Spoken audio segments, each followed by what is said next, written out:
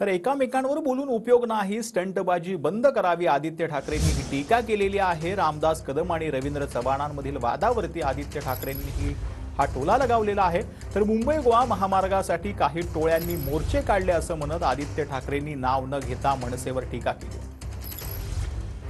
मुंबई गोवा महामार्गावर तुम्ही नेहमीच प्रश्न उपस्थित करताय। रामदास कदम आणि रवींद्र चव्हाण मंत्र्यांवरच प्रश्न उपस्थित केले। मला वाटतं काय आहे की हे आता एकामेकांवर बोलून उपयोग नाही, स्टंटबाजी त्यांनी बंद करावी। कारण डरपोकासारखे सगळे जे पळून गेलेले आहेत ते आता एकामेकांवर बोटं दाखवत आहेत।